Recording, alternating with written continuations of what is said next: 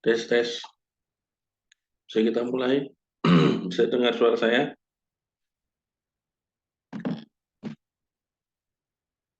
Bisa ya? Suara saya bisa didengar? Bisa, Pak. Oke, Assalamualaikum warahmatullahi wabarakatuh. Selamat malam, salam sejahtera untuk kita semua. Kita, kalau di jadwal memang 20.30 kan? Hari Selasa. Nah, dihidupkan apanya? Mic-nya, nggak dengar. Frans Sandy. Nah, Iya, Pak. ya memang jam 20.30 kan? Iya, iya. Iya, Pak. Oke, ini kita ada berapa orang nih kelas ini?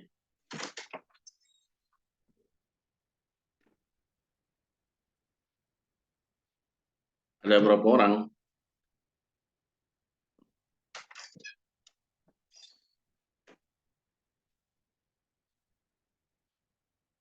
Kalau di grup kita 17 ya. Di grup 17, Pak. 17.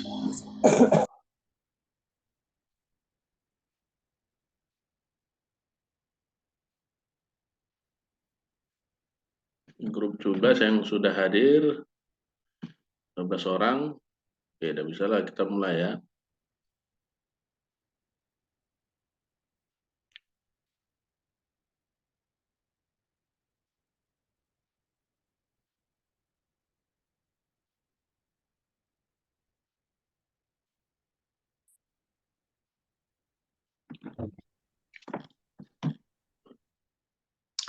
Oke ya, kemarin kita mulai perkuliahan harusnya waktu di bulan puasa ya. Tapi kalau malam sebulan puasa, tarawih dan lain sebagainya, nanti akan kita ganti pertemuan-pertemuan yang sebelumnya kita sudah hadir ya.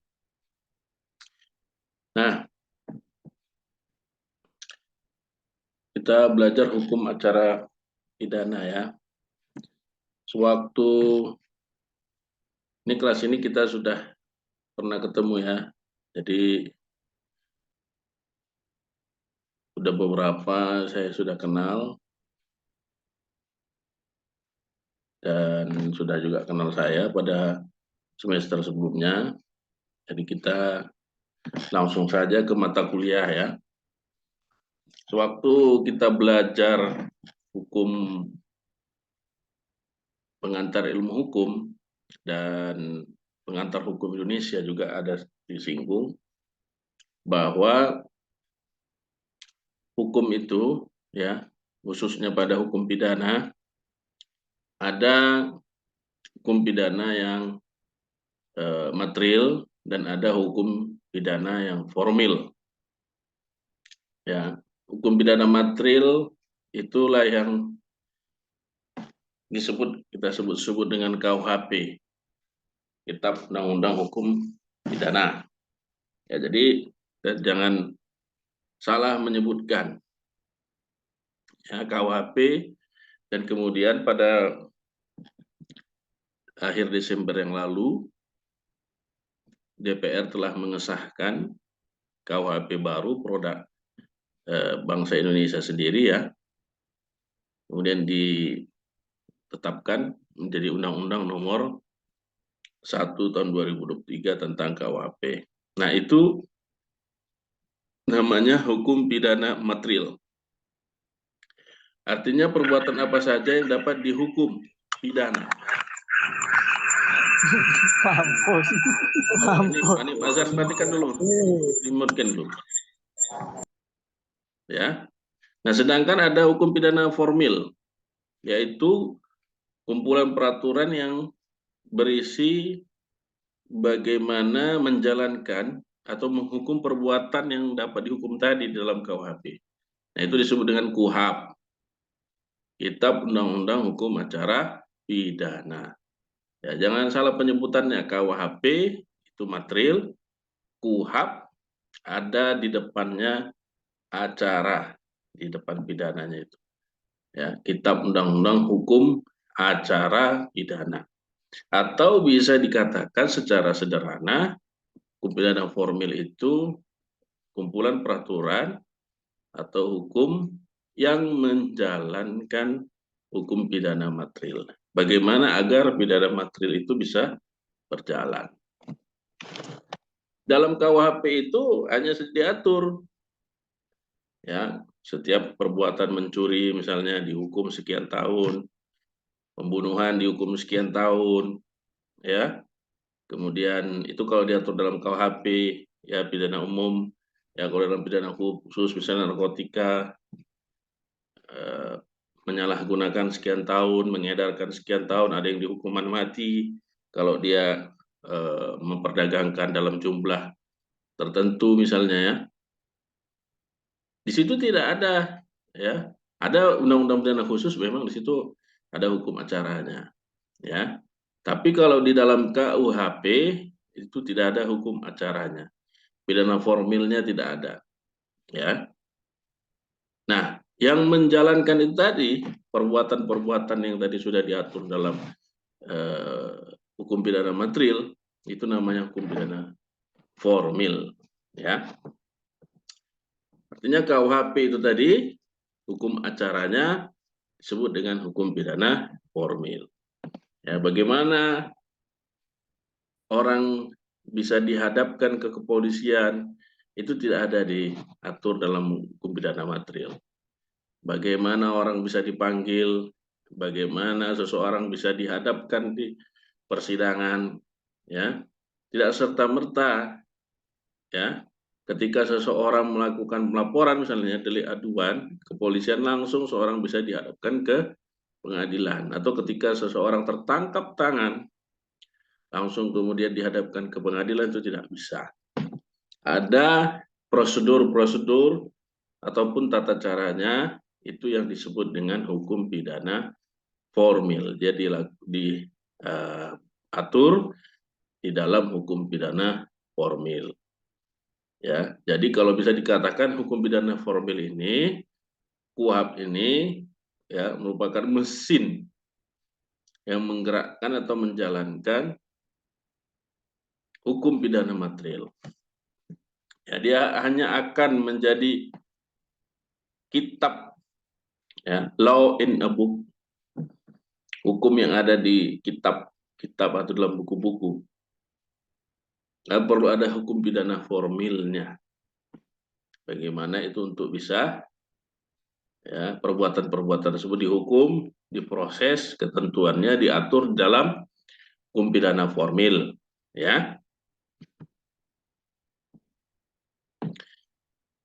Nah, ini beberapa istilah-istilah di dalam hukum acara pidana.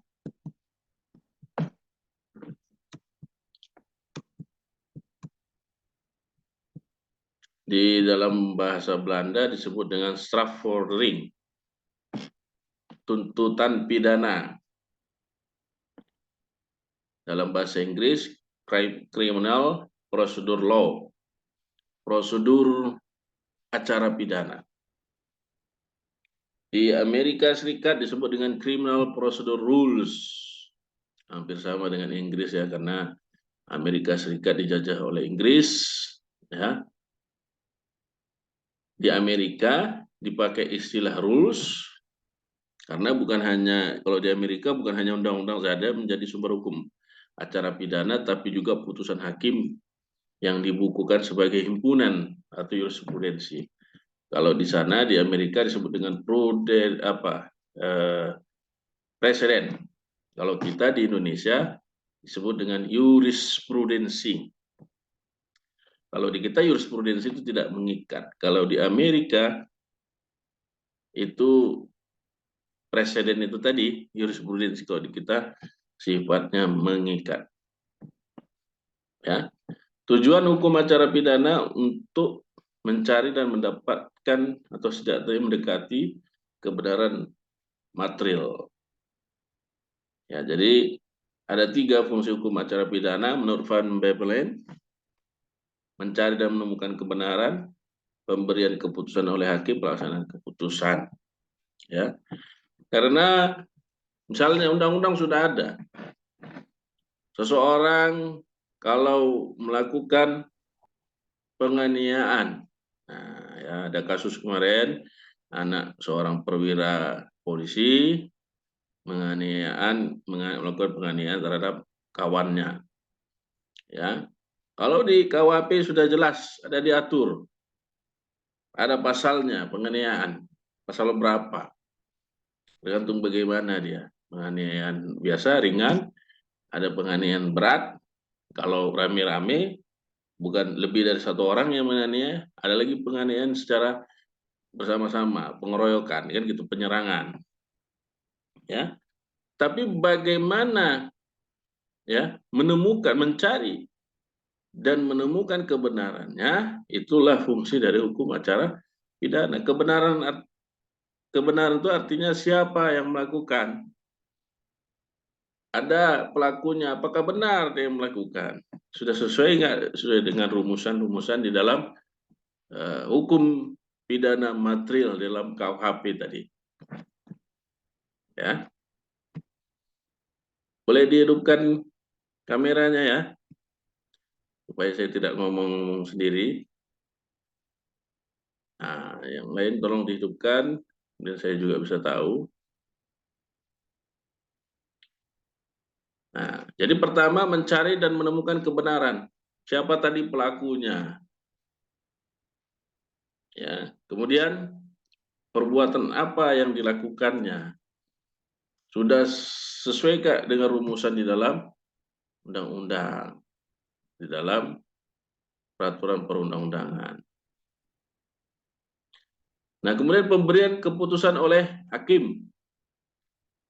Itu fungsi yang kedua dalam hukum acara pidana. Bagaimana hakim menjatuhkan atau memberikan keputusan itu diatur atau merupakan fungsi daripada hukum acara pidana.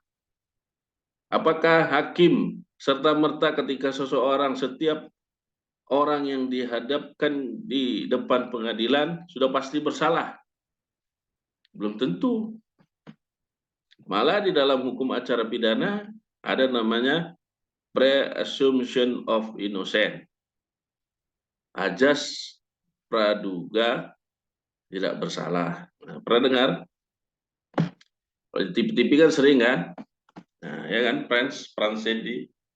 Nah, TV kan ada ketika ada koruptor biasanya kan, tokoh publik atau tokoh politik tersangkut masalah hukum, kemudian disorot media, apa sering disebut?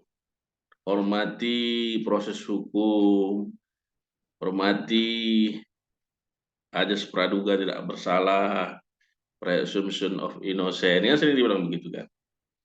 Ya, kita tunggu saja, belum pasti bersalah begini. Bahkan ada kemarin narapidana yang belum selesai sih karena dia mendapat apa ya, pembebasan bersyarat kan gitu.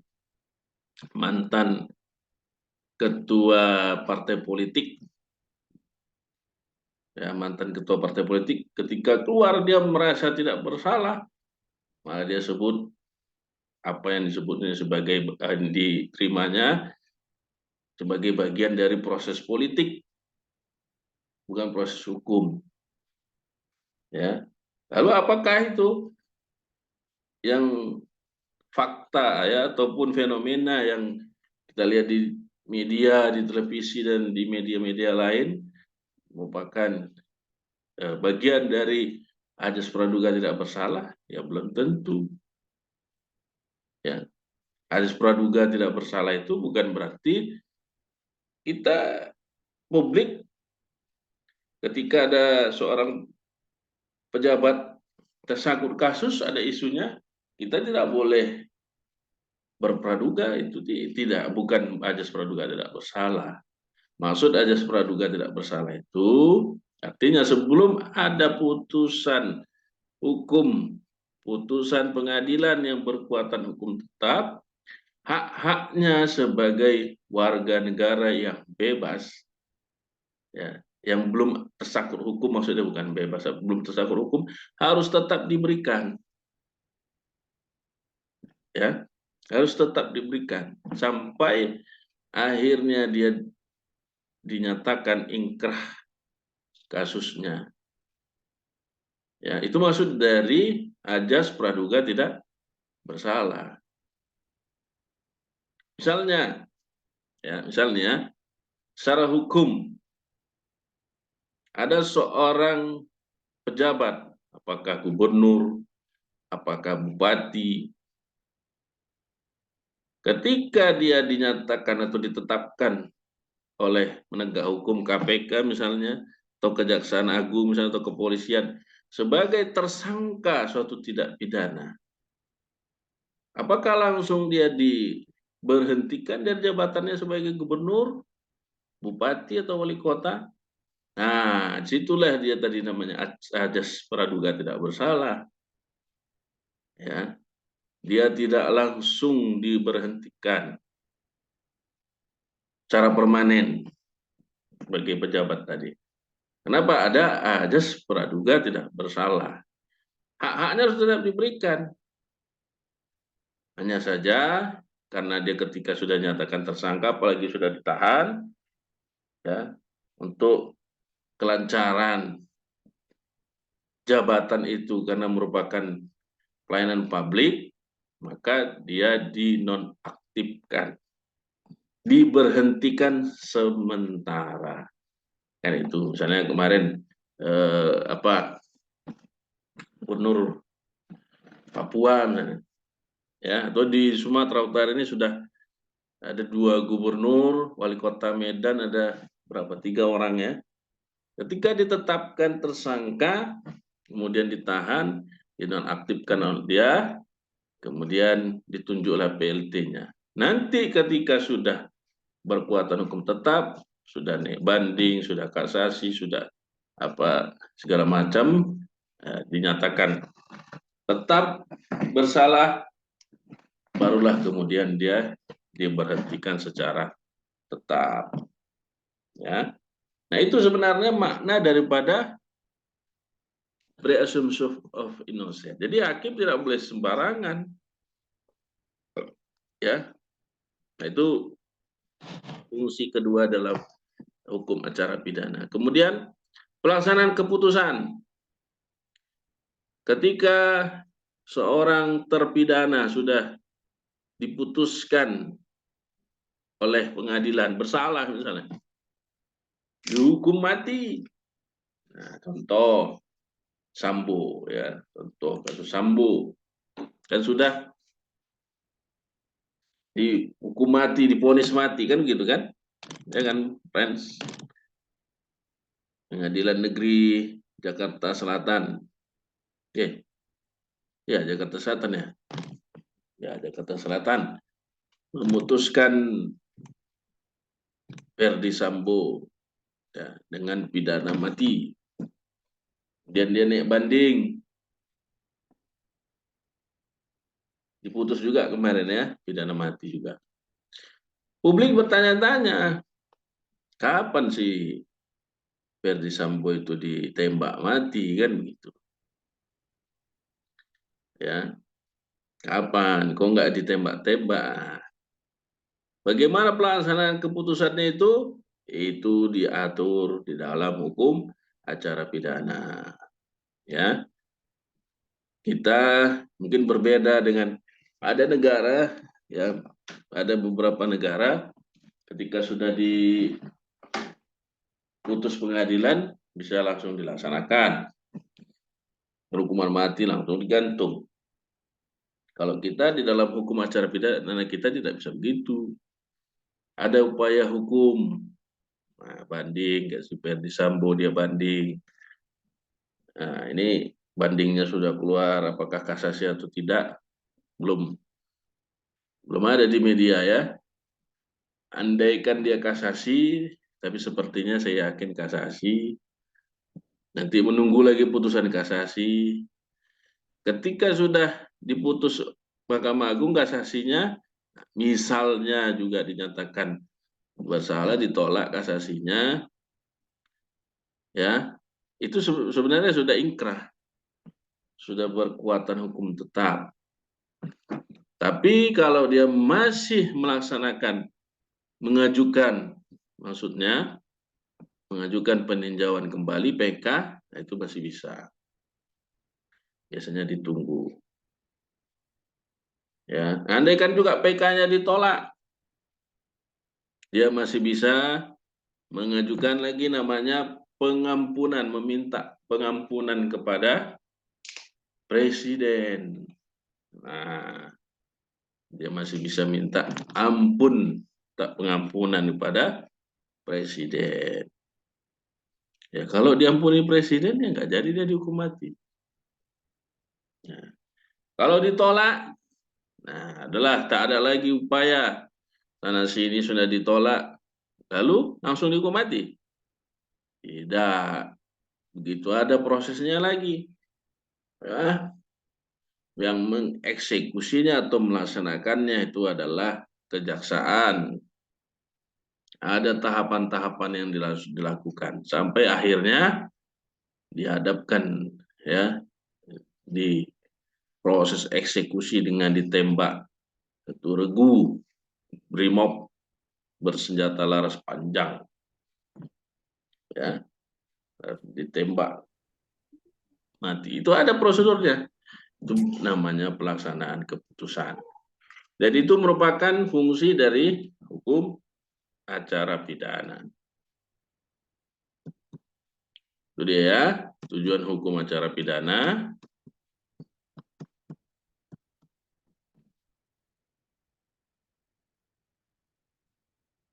Kemudian, nah ini ada asas-asas dalam hukum acara pidana, asas-asas penting di dalam hukum acara pidana.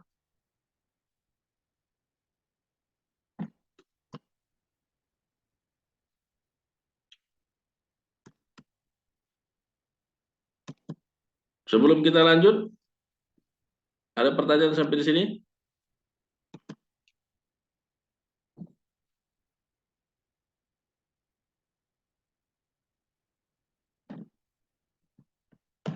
Ada yang mau tanya sampai sini? Tengku Hanif Azhar. Ada pertanyaan sampai sini? Pas, Pak, pas. Mas Agus Ferdinand?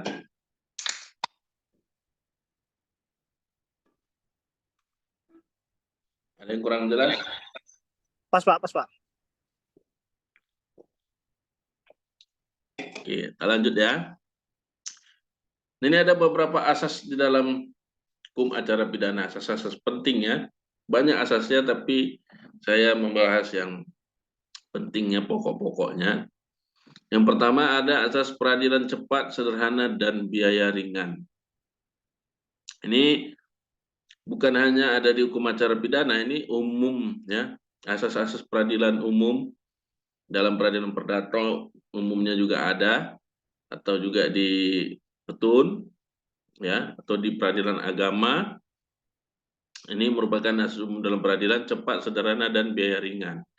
Nggak ada orang yang mau berlama-lama dalam proses hukum atau pengadilan ya, proses peradilan. Cepat itu artinya apa? Tidak bertele-tele, ya, tidak berlarut-larut. Bagaimana kalau sidang itu kita ya Verdi Sambo itu masih cepat, berapa bulan palingnya, itu udah termasuk cepat. Tapi kita rasa lama ya kan, nah, apalagi sidangnya maraton, ya, disiarkan pula di TV. Ya sebenarnya itu masih termasuk cepat kan gitu, ya. Tapi kita kok lama itu aja, banyak diperiksa misalnya saksi-saksinya. Memang harus begitu. Tapi harus ada batas waktunya. Misalnya jangan sampai lewat daripada 5 bulan, 6 bulan.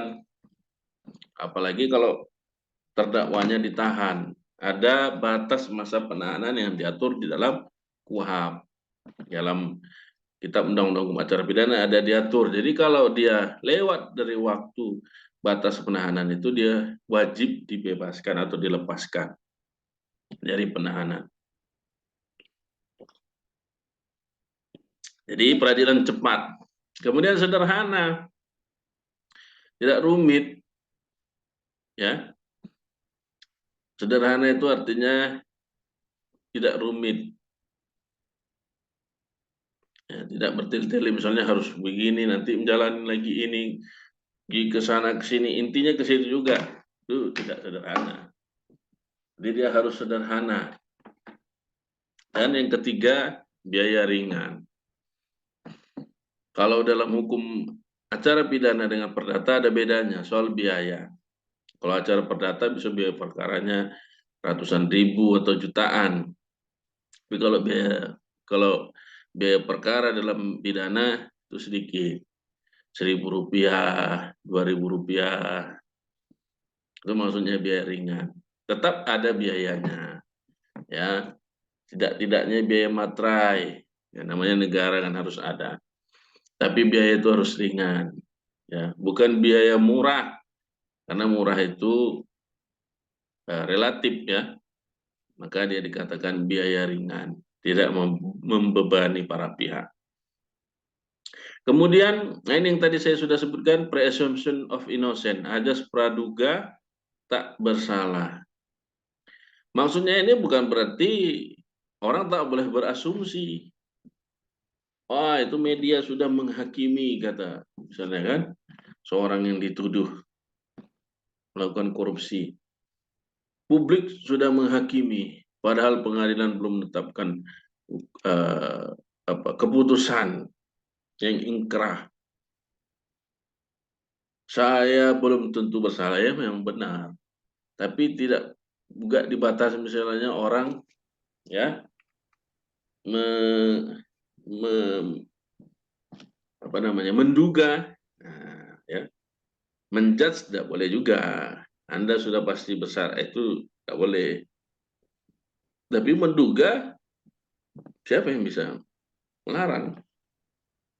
Ya, makanya media, orang pejabat negara, misalnya gubernur diduga melakukan tindak pidana korupsi, dugaan. Ya, kalau dugaan, asumsi itu tidak ada yang membatasi. Siapa yang bisa membatasi? Tetapi hak-hak dia, baik tersangka ataupun terdakwa, tetap harus diberikan. Ya, tetap harus diberikan.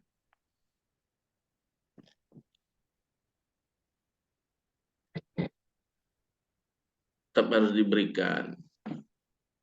Misalnya, itu tadi, seorang pejabat negara, ya dia tetap menerima haknya. Walaupun kemudian karena dia tidak mungkin menjalankan tugas-tugasnya, diberhentikanlah sementara. Ya, tapi kalau dia dinyatakan bersalah, diberhentikan dia secara permanen. Kalau tidak bersalah, dikembalikan jabatannya. Itu dia, ya. Itu yang dikatakan dengan ajas praduga tidak bersalah. Artinya apa?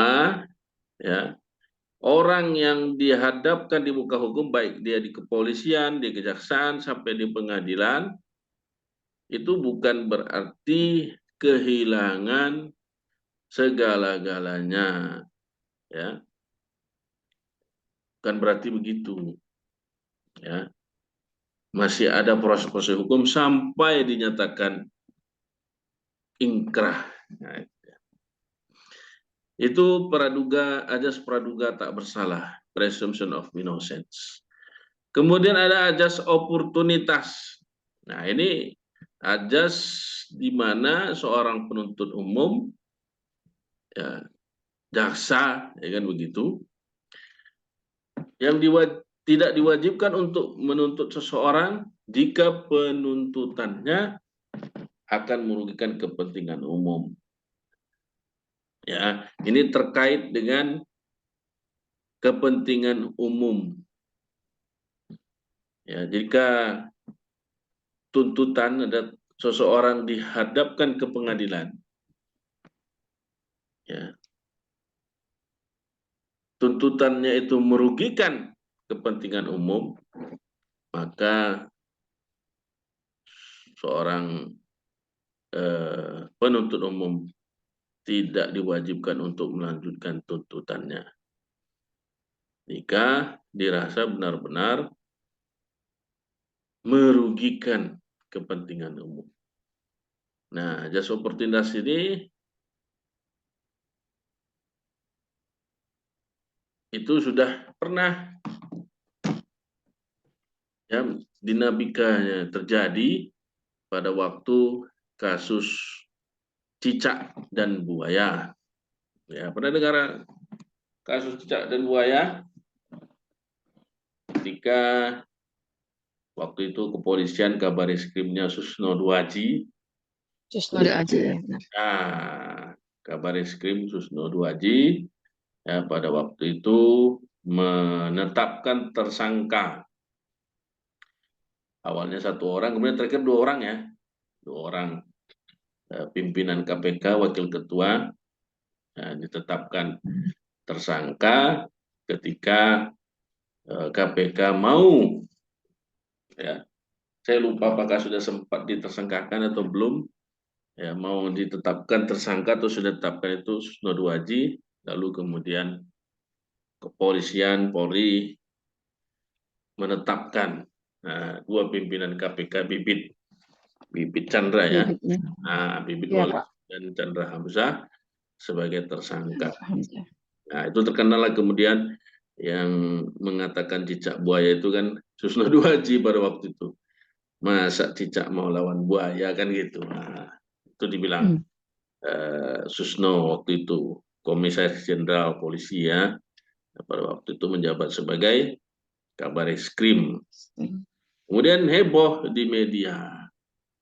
Ya, heboh ya di media.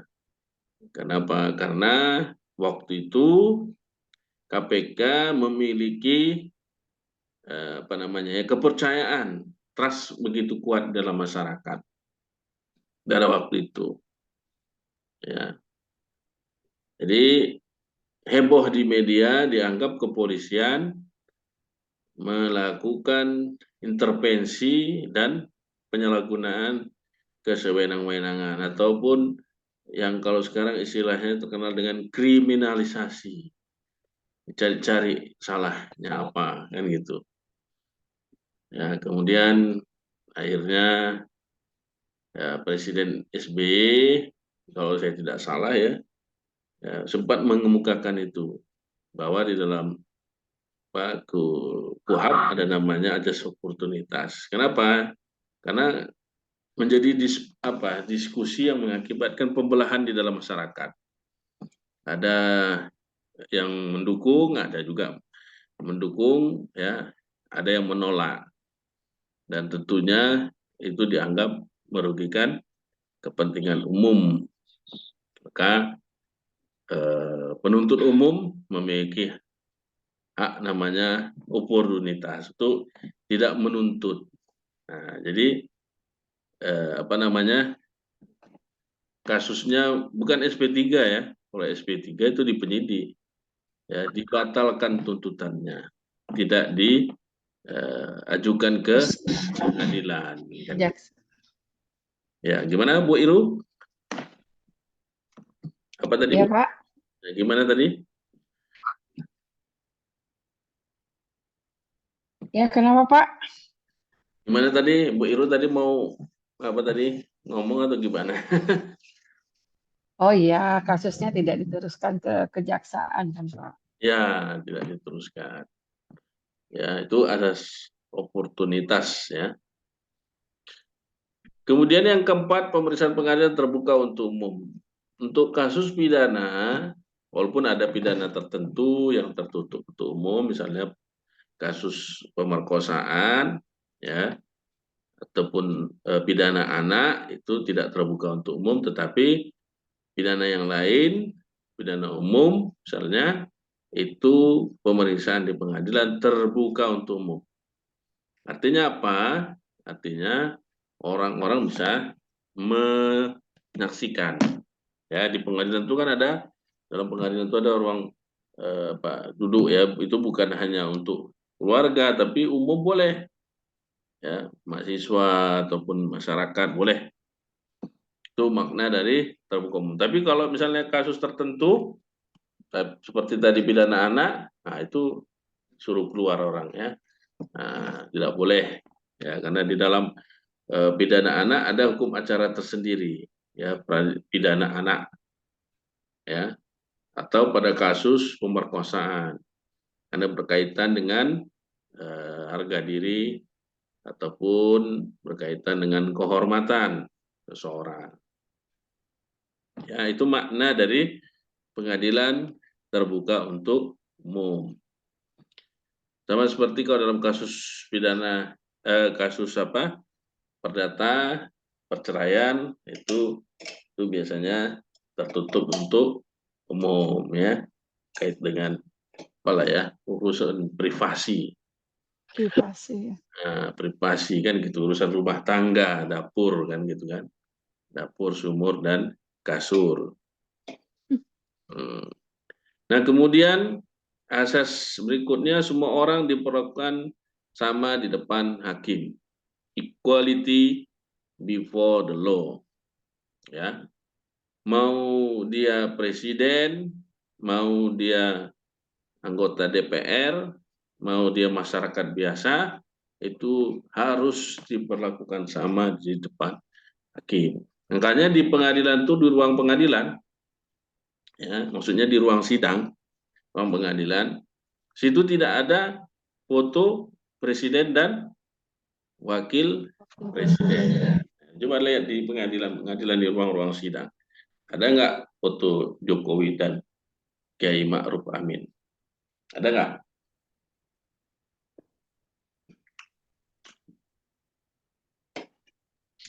Maknanya apa? Kalau di situ ada foto presiden berarti bisa diintervensi Oleh presiden. Nah, presiden kan gitu. Ya. Hanya tidak ada, yang ada hanya burung Garuda, lambang burung Garuda Pancasila, dan bendera merah putih dan bendera pengadilan kan gitu. Foto presiden saja tidak ada, presiden dan wakil presiden. Tapi kalau di ruang-ruang kerja atau ruang-ruang instansi pemerintah kan gitu, umumnya itu harus Wajib ada. wajib ada itu foto presiden dan foto wakil presiden. Tapi kalau Presiden. di ruang sidang tidak boleh. Artinya apa? Tidak boleh ada diskriminasi yang istilahnya misalnya hukum tajam ke bawah, tumpul ke atas. Ya. Kalau ya, tapi sekarang itu memang teori, kadang prakteknya susah ya. Jadi Pak itu kan ya, memang kita cerita teori sekarang, nanti prakteknya kalau bicara Nggak sama ya Pak? belum tentu. Kadang ada disparitas atau ada perbedaan kesenjangannya. Ya, ini saya cerita teori. Ya, nanti cerita itu Pak yang pemukulan itu anak yang dilakukan anak polisi udah heboh di media sosial baru diusut kan gitu kan. Ya usut, iya. Itu kalau menurut saya di dalam sosiologi hukum ada namanya faktor-faktor pengubah hukum kan gitu. Ya, ada faktor pengubah hukum dan mengubah sosial yang bisa merubah hukum. Yang tadinya penegakan hukumnya lemah, tiba-tiba bisa kuat penegakannya. Salah satunya apa? Salah satunya adalah perkembangan teknologi. Ya. Viral. Nah, dan pengembangan teknologi itu viral itu kan didukung oleh perkembangan teknologi. Teknologi. Dulu faktor pengubah hukum itu adalah pers dan LSM atau kelompok-kelompok masyarakat ya. Tahun 98 pasca reformasi kan demonstrasi kan gitu. Nah, itu bisa membuat penegakan hukum itu jadi Ya, yang loyo itu bisa jadi, wah ini harus diusut karena ada tekanan dari massa kan gitu, melalui apa? Melalui pers, melalui Ya, organisasi masyarakat atau LSM. Nah, kalau sekarang lebih kencang lagi kan gitu kan. ya, Kenapa? Sedetik ketika berita itu apa, orang langsung bisa melakukan tekanan, melihatnya semua. melakukan pressure itu melalui media sosial di internet. Ya, itu namanya faktor pengubah hukum. Dia bisa merubah hukum, ya, bukan hanya merubah masyarakat, tapi juga merubah hukumnya, ya. Kalau dia pers itu kan bisa dikapling-kapling kan gitu. Ini bukan berarti apa, Ya, bisa ada, ditutup ya, Pak. iya, kalau ada dia yang di TV, tapi eh, di media sosial dia ada yang tidak ada dia di TV, tapi oleh media sosial bisa dikembangkan kan gitu. Ya, kalau apa dulu pers bisa membentuk opini kan gitu. Tapi kalau sekarang media sosial tidak bisa Tidak dibentuk. bisa lagi. Nah, walaupun kemudian ada istilah buzzer kan gitu. Ya, bisa juga dengan apa? Dengan alat mesinnya. Jadi saya pernah Ya, nengok satu orang di depan dia banyak HP. Ada berapa puluh ya HP mungkin apa ada di situ. Kemudian nanti ini di tweet atau di apa satu pendapat menjawab ini mungkin itu yang kerjaan buzzer lah. Nah itu kenapa? Karena dia bagian dari pembentukan opini publik. Nah, ada istilah netizen apa maha benar netizen dengan segala apa namanya. Kalau netizen ngasih apa dengan segala komentarnya, ya. Seharusnya tidak boleh begitu. Harusnya mau dia viral atau tidak viral harus di depan. Tapi kan kadang perlu dia begitu dilucuti lambat. Ketika udah viral baru terkejut kan gitu. Ya. Jadi itu namanya tidak equality before the law. Tapi kalau semua sama, mau viral tidak viral, tapi sama dia dihadapkan di depan pengadilan. Ya itu teorinya begitu. Prakteknya bagaimana? Dilihat nanti di apanya, di sehari-hari.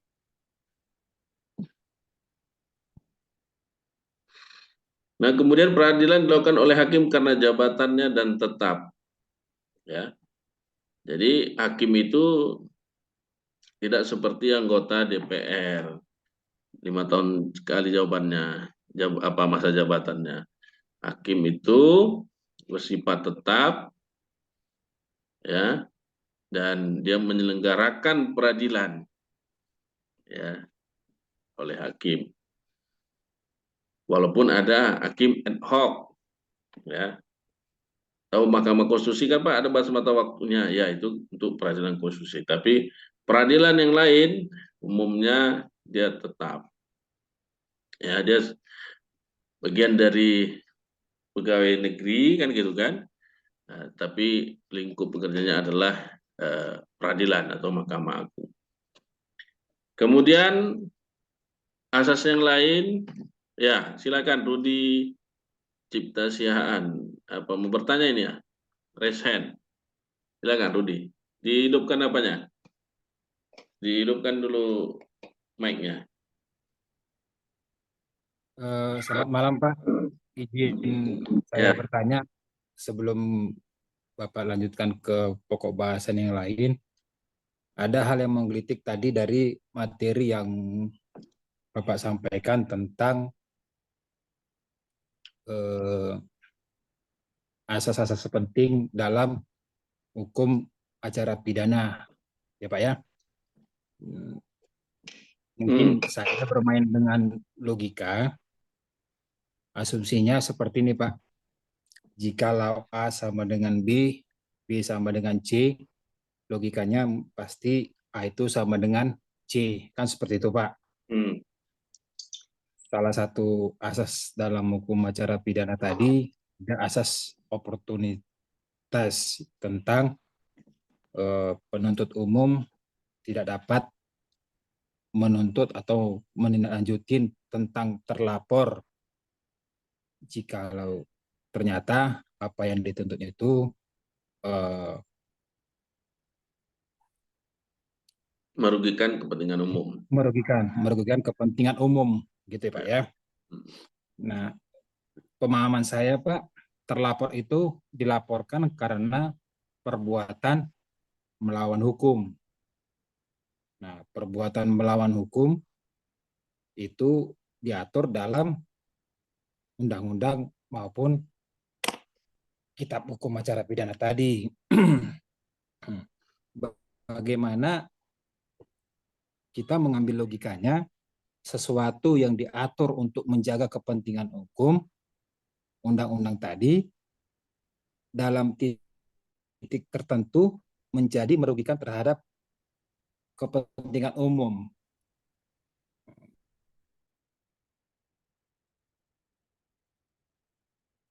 Ya.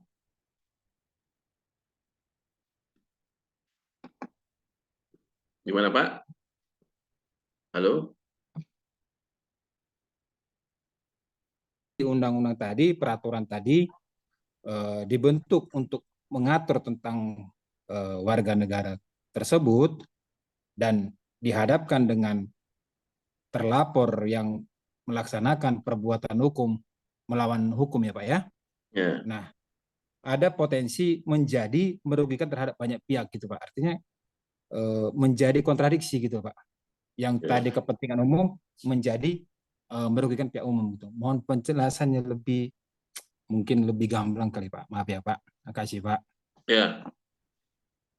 Jadi oportunitas itu bukan hanya tidak menuntut, jadi dia menuntut atau tidak menuntut ya berdasarkan kepentingan umum. Jadi bukan hanya tidak menuntut tapi menuntut juga. Jadi kalau dirasa ada kepentingan umum yang apa, saya bisa mengajukan tuntutan. Itu juga oportunitas. Tapi apabila juga tuntutan itu dianggap merugikan kepentingan umum, kemudian tidak dilanjutkan atau dilakukan, itu juga namanya oportunitas. Lalu yang menjadi pertanyaan, karena kita ini masih kulit-kulitnya, apa maksud dari kepentingan umum itu? Nah, ini supaya bisa paham kan gitu. Karena tadi Pak Rudi tadi, Pak Siahaan tadi mengatakan karena dia merugikan kepentingan umum lah, maka dia dituntut kan begitu kan. Nah itu ada diatur di dalam undang-undang, ya Undang-Undang Nomor 16 Tahun 2004 tentang Kejaksaan. Di situ ada diatur tentang kepentingan umum. Yang dimaksud dengan kepentingan umum adalah kepentingan bangsa dan negara dan atau kepentingan masyarakat. Ya, mengesampingkan semua yang dimaksud dalam ketentuan ini merupakan pelaksanaan asas oportunitas yang hanya dapat dilakukan oleh jaksa agung. Ya, jadi bukan jaksa dalam arti kejaksaan negeri, kejaksaan tinggi, ya, tidak bisa. Kejaksaan agung masih ada lagi jabatan-jabatan, tapi hanya dapat dilakukan oleh jaksa agung setelah memperhatikan saran dan pendapat dari badan-badan kekuasaan negara yang mempunyai hubungan dengan masalah tersebut. Artinya apa? Ada batasan atau ada ikatan ya. Jadi tidak bersifat luas yang dikatakan kepentingan umum tadi, merugikan kepentingan umum tadi ya. Jadi bukan menjadi sumir ya, tapi sudah dibatasi di dalam undang-undang kejaksaan tersebut. Jadi yang dikatakan kepentingan umum itu adalah kepentingan bangsa dan negara dan juga kepentingan masyarakat umum, dan yang dapat melakukan itu hanya jaksa agung ya. Jadi penuntut umum bukan dalam artian penuntut umum ya secara luas semua jaksa penuntut umum bisa melakukan ya, tidak, tapi hanya Jaksa Agung. Gunanya apa? Ya, gunanya apa? Ini sebagai kontrol. Ini sebagai kontrol, ya. Karena apa namanya? Kalau ya seperti contohnya kasus Bibit dan Chandra itu ya. Bagaimana tekanan publik itu, nah ini makanya tadi saya ceritakan ada faktor-faktor pengubah hukum. Jadi pada waktu itu di masa itu opini publik itu dibentuk oleh tadi pers, kemudian apa namanya LSM atau organisasi masyarakat, dan oleh kelompok-kelompok masyarakat tertentu. Nah, kelompok-kelompok ini berhasil dalam tanda petik. Berhasil dalam tanda petik karena dianggap KPK itu memiliki tingkat kepercayaan yang begitu tinggi, maka proses hukum yang dilakukan oleh polisi dianggap, kepolisian pada waktu itu dianggap merupakan bagian dari kriminalisasi ataupun intervensi terhadap kasus-kasus yang sedang ditangani oleh KPK. Maka untuk membersihkan hal tersebut, karena dianggap itu merupakan kepentingan negara, nah, kepentingan bangsa dan negara, kepentingan masyarakat supaya tidak terus menjadi perdebatan-perdebatan yang tidak bermanfaat atau merugikan lebih lanjut, maka dihentikanlah kasus tersebut. Jadi itu dia ya. Jadi bukan berarti semena-mena atau begitu luas dia, tidak. Jaksa Agung pun bukan kewenangan dia sendiri, dia harus mendapat masukan-masukan atau saran dari badan ataupun pihak-pihak terkait. Ya, jadi tidak sembarangan ya. Jadi bisa dikatakan itu senjata pamungkas. Kalau dikeluarkan setiap saat, nah itu bukan senjata pamungkas. Jadi ada tolak ukurnya. Itu dia, Pak. Itu Pak Rudi. Baik Pak, terima kasih Pak atas pencerahannya. Ya, oke, itu dia ya. Ada yang lain?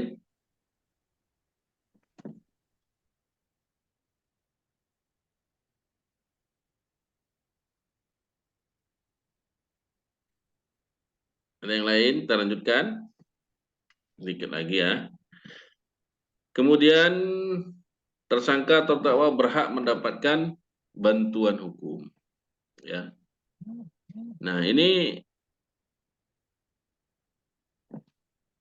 saya menceritakan terlebih dahulu ya. Terkadang di masyarakat ini kan, berpikir ketika terjerat suatu kasus, maka haruslah mencari orang yang bisa memberikan apa namanya pendampingan secara hukum, pengacara lah gitu.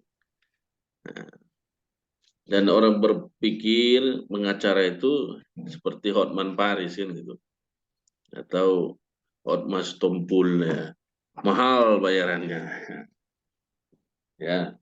Dan orang juga berpikir kalau pakai pengacara, apalagi mahal, belum tentu pula menjamin kan gitu. Ya bukan berarti dan berpikir ketika misalnya udah pakai pengacara bebas lah di kasus itu, tidak. Tugas ataupun apa namanya ya fungsi atau tanggung jawab pengacara itu bukan membebaskan kliennya ketika terjerat kasus, tidak. Ya bukan. Mendampingin. Nah, dia hanya mendampingin, memberikan nasihat-nasihat hukum, ya, kemudian pembelaan-pembelaan di depan ataupun di luar pengadilan dalam rangka membela kepentingan kliennya. Ya, bukan berarti ketika pengacara harus bebas, harus ini, tidak ya. Nah, ada masyarakat yang tidak mampu, kan gitu kan, ya, tidak punya biaya. Nah, itu bagaimana? Maka dalam hukum kita memberikan jaminan ya, bahwa walaupun tidak memiliki biaya ataupun tidak memiliki atau kurang ya memiliki biaya, tetap berhak atau mendapatkan bantuan hukum. Dalam artian gratis, tidak membayar, ya tidak dikenakan biaya. Nah, apalagi sekarang itu sudah diwujudkan dengan undang-undang tentang bantuan hukum, ya undang-undang tentang bantuan hukum di mana LBH yang disebut dengan organisasi bantuan hukum itu yang sudah diakreditasi diberikan dana atau anggaran oleh pemerintah, oleh negara, di mana dia tidak boleh mengutip biaya bagi masyarakat yang tidak mampu, ya tidak boleh dikenakan biaya, dia gratis, ya. Jadi termasuk salah satunya tersangka ataupun terdakwa, ya. Tapi bukan hanya itu saja, ya memang kepolisian atau kejaksaan itu wajib dia atau pengadilan, jadi semua tingkatan memberikan bantuan hukum. Ya, jadi ada namanya pos baku. Di pengadilan ada pos baku. Ya, pos baku, pos bantuan hukum. Jadi ketika ada tidak apa tadi terdakwa ataupun terdakwa tidak memiliki biaya atau kurang dana, ya bisa memakai bantuan hukum yang disediakan di pengadilan. Jadi pengadilan biasanya melakukan MOU dengan LBH organisasi pemberi bantuan hukum yang diposkan. Nah, jadi ketika ada masalah membutuhkan, udah di pengadilan itu dia, bukan mencari-cari lagi. Nah, jadi dia diposkan di pengadilan itu. Ya. Walaupun pemerintah juga tadi sudah memberikan dana bagi organisasi-organisasi bantuan hukum, LBH agar masyarakat mendapatkan kemudahan di dalam mengakses bantuan hukum. Jadi bagi LBH ataupun OBH, organisasi bantuan hukum yang sudah diakreditasi dan mendapat anggaran ataupun dana dari pemerintah, tidak boleh mengenakan biaya kepada masyarakat yang tidak mampu. Walaupun ada syaratnya, hampir sama juga untuk dapatkan beasiswa apa itu namanya, ya yang apa ya, bidik misi ya atau KIP kuliah, ada syarat situ tidak mampu, dia ada surat keterangan tidak mampu dari kelurahan ataupun dari dinas sosial. Ya, kenapa? Harus ada syarat itu ya, Pak? Iya, nanti orang yang mampu pula yang dapat. Nah, ya. Jadi harus itu. Jadi ada beberapa LBH ya bukan apa wajib dia ketika masyarakat mau mengakses tadi itu bantuan hukum gratis itu apa namanya ada surat keterangan tidak mampu. Karena itu sama sekali tidak ada biaya. Ya, itu sama Pak, tapi kan LBH itu kan sudah dibayar pemerintah, Pak. Ya itu untuk bisa mendapatkan itu masyarakat mendapatkan apa tadi bantuan hukum gratis tadi syaratnya ada yang benar-benar tidak mampu sama sekali. Iya, yang kurang mampunya itu dibuktikan dengan ada surat keterangan dari kelurahan ya atau dari dinas sosial kemarin terkait dengan apa itu kesejahteraan sosial itu ya. Nah, artinya kalau dia penerima PKH itu bisa juga penerima bantuan hukum gratis tadi.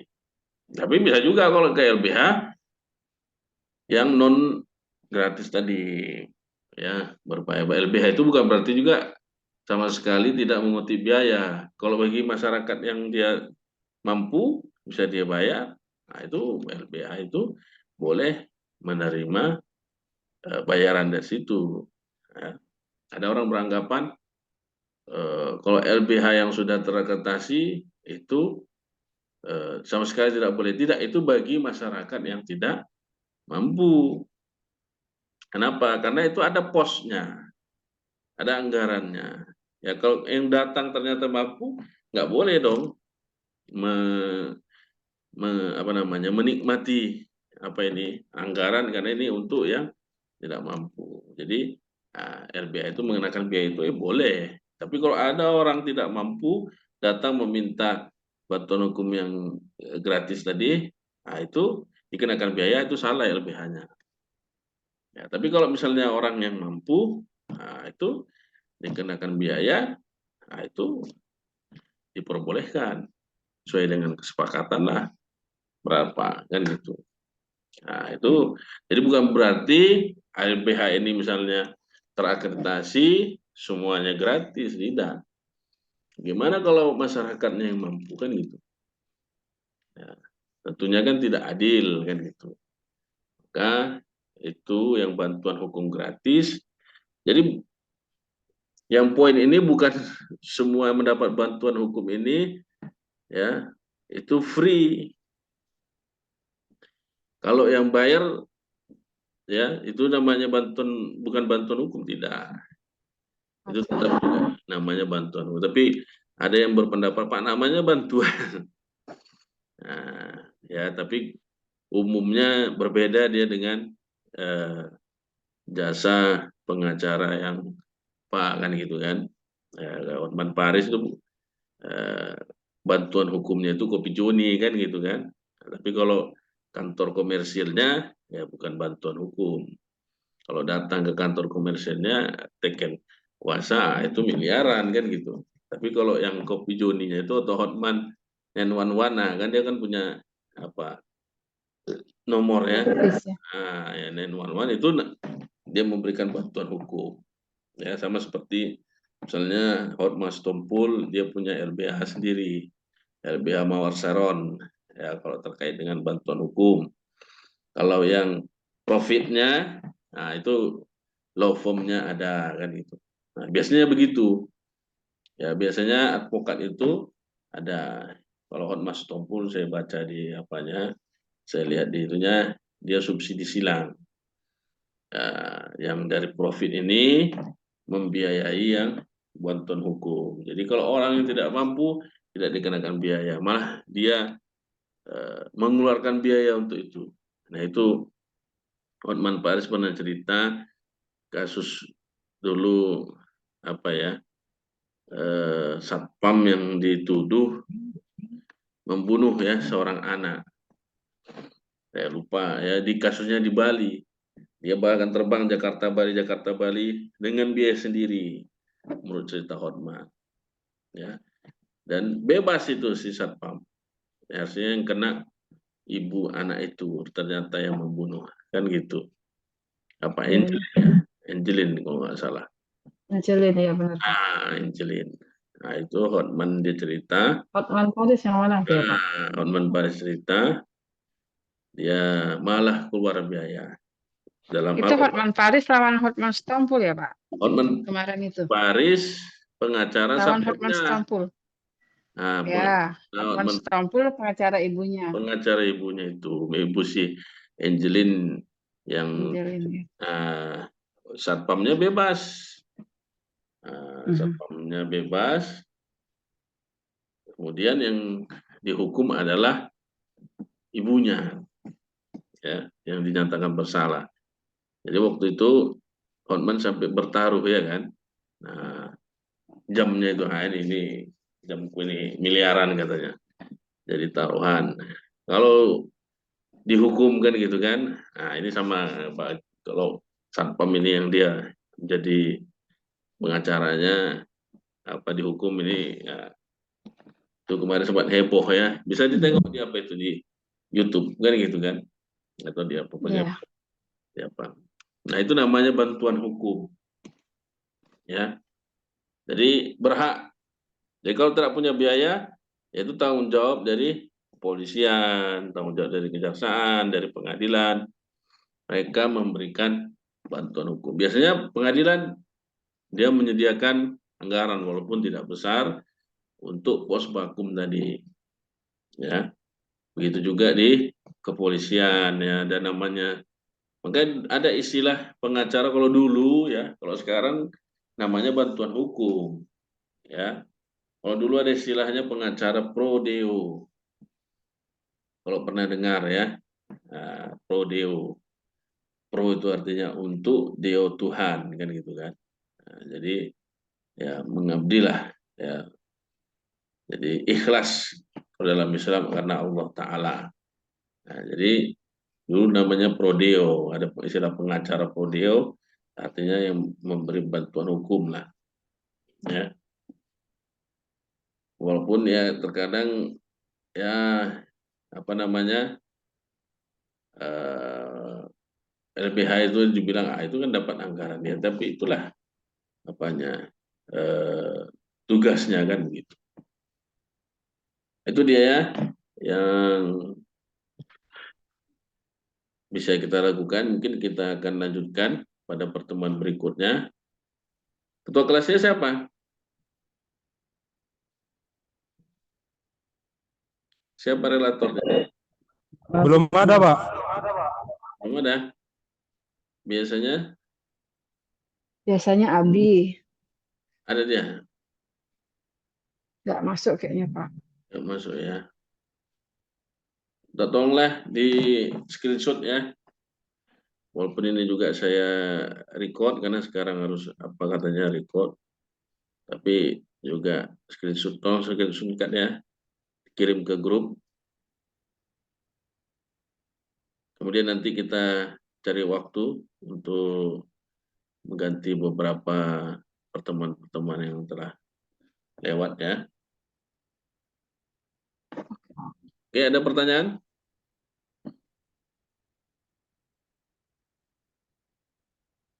Sampai di sini?